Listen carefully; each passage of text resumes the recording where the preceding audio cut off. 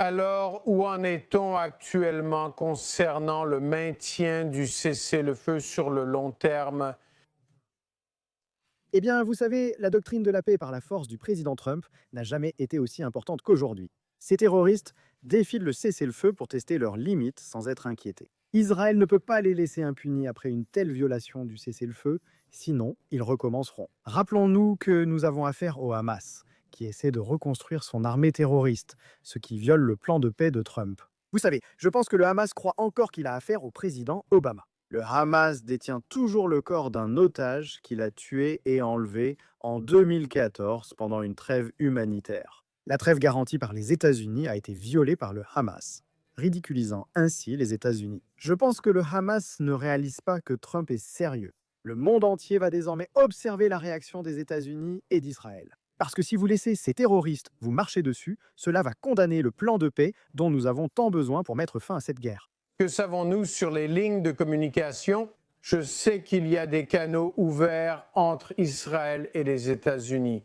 Existe-t-il des canaux de communication similaires ouverts entre le Hamas et Israël ou entre le Hamas et les États-Unis?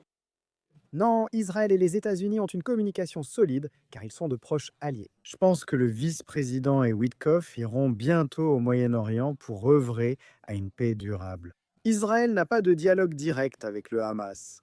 Cela qui a été médiatisé dans les discussions par les États-Unis. Ces discussions ont mené au plan de paix en 20 points du président Trump. Israël exige l'application totale du plan, point par point, sans exception. Désarmement, démilitarisation, déradicalisation.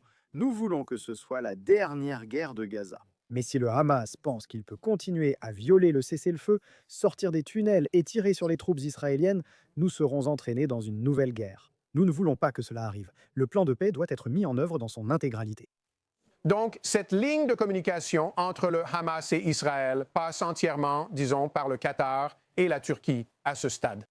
Le Qatar et la Turquie ont été les médiateurs de l'accord de paix. Pendant trop longtemps, le Qatar et la Turquie ont activement pris le parti du Hamas dans ce conflit. C'est tragique qu'il ait fallu 2 ans pour dire stop. Le Hamas doit libérer les otages. Ils doivent maintenant dire Hamas arrêtez, déposez les armes, quittez le pouvoir. Laissez le Moyen-Orient avancer vers un avenir meilleur. Et l'on les vit. Merci beaucoup. Merci.